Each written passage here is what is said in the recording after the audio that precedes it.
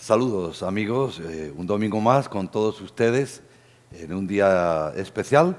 Tenemos con nosotros al Padre Hill. El Padre Hill ha estado unos meses trabajando aquí en nuestra parroquia, está ayudando también en nuestro centro cultural Colonial Florida y en estos días pues ya está de marcha a su nuevo destino, que va a estar en la ciudad de Jacksonville. Así que antes de que se marchara, pues yo quería que él estuviera con nosotros porque está recién llegado de Cuba, de hace poquitos años. Entonces me gustaría que nos hablara un poquito de la iglesia en Cuba, de cuál ha sido su proceso vocacional y, bueno, si está contento o no está contento ahora que se va a ir un poquito más hacia el norte y va a practicar su inglés. Bienvenido, Padre Gil. Muchas gracias, Padre. Qué ¿Cómo gusto está tenerte usted? aquí con nosotros.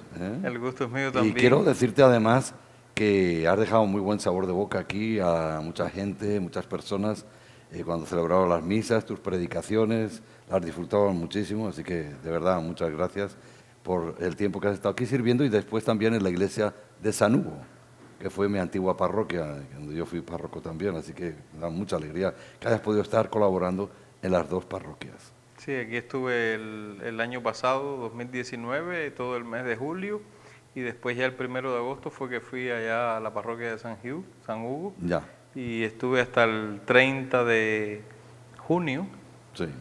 prácticamente allí, y entonces, bueno, compartiendo con esa comunidad que también en todas me he sentido querido y en todas me he sentido que he apoyado de alguna manera la labor pastoral allí. Has estado en la Ermita de la Caridad también, En la Ermita de has la estado Caridad también, confesando allí y... confesando en las misas y como me decía el padre Fernando Hería, haciendo de bombero siempre, apagando Sí. situaciones. ¿Qué tal te fue esa experiencia en la Ermita de la Caridad? Fue una experiencia muy bonita, sobre todo la confesión, la disponibilidad para, a la hora que fuera, estar disponible allí para las personas que iban a acercarse a la confesión, a la Santa Misa. La ermita tiene esa característica, ¿no? Que no es una parroquia, no es un lugar donde a veces va la gente con formación religiosa y tú tienes que la predicación pues ver cómo calas la palabra de Dios en medio de un corazón que quizás viene ese día y quizás no viene más, o viene dentro de un año otra vez, o Claro, unos meses, y claro. entonces la palabra de Dios pues no puede estar cargada de tanto conocimiento teológico en Claro, sí, sino hacer que ellos se sientan ante Dios, claro. cómo estoy yo y cómo voy viviendo mi Bueno, se vida. da una pastoral muy parecida también a Cuba, ¿no? Tú estuviste varios años en Cuba. Cuéntanos un poquito de tu experiencia personal, de cómo comenzó tu vocación, tu relación con tu papá, de dónde te sale tu realidad religiosa. A mí la ermita se me parece un poco a la pastoral de Cuba, puesto que Cuba antiguamente, claro, era una isla donde en la época republicana el pueblo mismo contaba con muchas instituciones religiosas, con parroquias, con colegios católicos, pero después de 1959 prácticamente todo eso se acabó.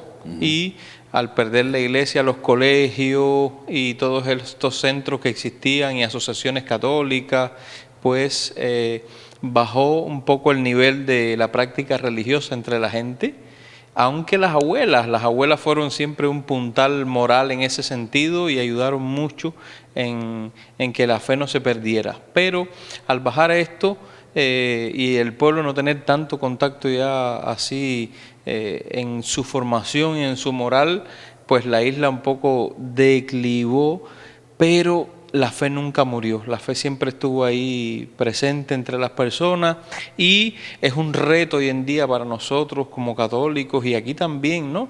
Pues llegar a esas personas que aunque no tengan falta de religiosos, no tengan formación religiosa, pues les hace falta Dios, buscan de hacer el bien al prójimo también, pero necesitan esa voz moral o esa luz en el desierto, en la oscuridad de la vida, que les vaya llevando siempre a Cristo y que les dé respuesta a las inquietudes que ellos tienen. Así fue tu vocación también, ¿no? Tu vocación Sí, comienza de esa forma, prácticamente. sí, yo nací en el año 82, ya tengo 38 años, pero cuando yo nací vivía ya todo estas olas quizás del ateísmo en Cuba impuesto, quizás ya de una falta de religiosidad en el pueblo, de una falta también moral, cristiana, pero que quedó ahí como un rezago y que nos transmitieron los abuelos. Yo nací en una Cuba así,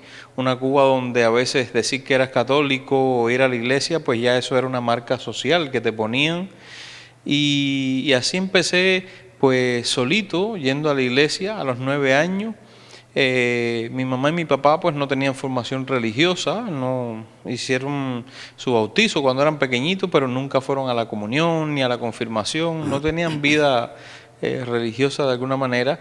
Sin embargo, Dios me llamó en ese sentido al encuentro con Él, al encuentro con la fe, y conocí un día, teniendo 9 años, la iglesia.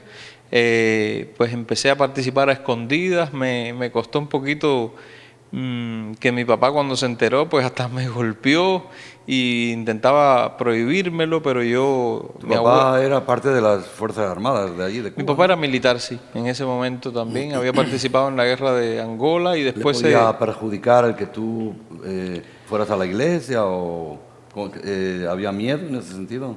Más que eso, yo creo que no tanto lo que le perjudicara, porque él se podía siempre defender y decir, yo no vivo con él, yo no tengo influencia sobre mi hijo, pero yo creo que el perjuicio mayor estaba en su corazón. Era que él no era un hombre creyente, no creía en Dios, como años después me lo confesó, a mí no me criaron en esto, en la fe, y esto hacía que él entonces pues no se preguntaba nunca nada ante Dios, sino que pensaba que Dios era una mentira y que estas cosas que son preguntas trascendentales en la vida, él no se las hacía. ¿Y él te rechazó siempre o al final hubo alguna reconciliación? Sí, al final después de cuando ya estaba en el seminario, pues él empezó a dar pasos poquito a poquito para acercarse a mí. Y de alguna manera pues aceptar ese camino que yo estaba haciendo. Cuando yo me fui al seminario nunca se me olvida la frase que él me dijo, yo no quiero que tú seas cura, pero lo único que te voy a pedir es que si vas a ser sacerdote sea un cura bueno, ¿no? Para yo sentirme orgulloso y no sentirme avergonzado. Qué bien.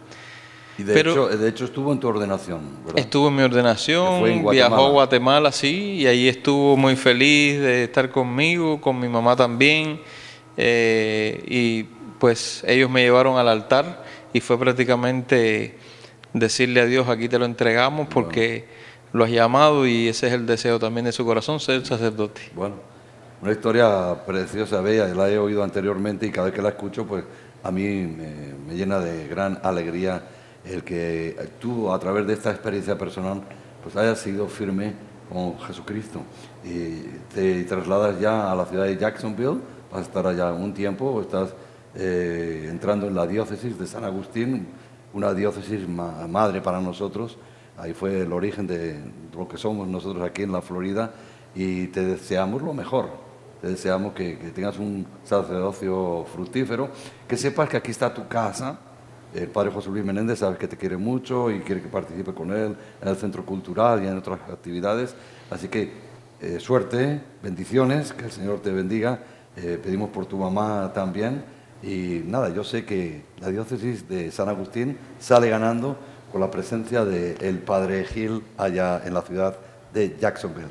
Gracias, padre. Quiero de alguna manera contarte una pequeña historia que esta no la sabes. Cuando yo tenía 16 años en Cuba, todavía el Papa no había venido a Cuba, Juan Pablo II, había una situación tensa con la iglesia todavía, y en el centro de Cuba hay unas montañas donde hay muchos pueblitos. Yo no era ni seminarista todavía, tenía 16 años, y en esos pueblitos no había presencia de iglesia católica. Nadie nunca había ido ahí a misa. Uno sí había tenido una capilla, pero la habían convertido en una zapatería. No. Y entonces una señora un día, pues yo me la encontré y me invitó a ir a ese pueblo. Yo le dije, si usted me presta el portal de la casa, yo me reúno con niños aquí para darles catequesis y hacer una celebración de la palabra. Y así empecé. Después le pedí ayuda a una religiosa, a una monja que estaba allí. Hermana, usted puede ir a ayudarme porque mire, en tal pueblito se llamaba, por ejemplo, Mataguá, Ceibabo, Jorobada y La Yaya, 4 pueblos. no había iglesia, no había misa, nunca allí, desde que triunfó la revolución comunista, pues no se había celebrado nunca misa ni nada. Y yo empecé a celebrar la palabra. Un día al obispo de Santa Clara, que era Monseñor Fernando Prego Casal, alguien de los comunistas, pues del partido, le dijo: usted está mandando un cura allá arriba porque allí está dando catequesis, se están haciendo cosas y se celebra una misa. El obispo se extrañó y dijo en una mesa: yo no sé quién será ese cura, porque cuando aquello no había cámaras para fotos ni nada, entonces no le mostraron quién era. Y yo me acerqué al obispo en ese momento y yo le dije: yo soy el cura ese que está yendo a ese lugar. Recuerdo que él me dijo, me miró y me dijo: yo no sé si pegarte por desobediente o darte un beso y un abrazo, porque has introducido la iglesia en ese lugar cuando yo no encontraba quien lo hiciera. Y entonces así empezó la iglesia en esos lugares. Hoy en día cada uno de esos pueblos goza de una capilla, se celebra la misa dominicalmente y es una de las son esas comunidades una de las más importantes en ese lugar. Felicidades. A mí me gusta en ese sentido la misión. Ahora Dios me envía de alguna manera pues a hacer misión a Jacksonville, en San Agustín, y para mí pues agradezco a Dios esta oportunidad y al obispo Esteve también, que me recibe en esa diócesis, y mi corazón, o parte de mi corazón, se queda aquí también con Corpus Christi y con la comunidad que aquí ustedes atienden. Gracias de nuevo por esa historia tan bella que has contado, y bueno, que continúes con esa labor pastoral misionera allá en el norte de la Florida. Felicidades, suerte y bendiciones. Muchas gracias, Padre. Que el Señor los bendiga a todos.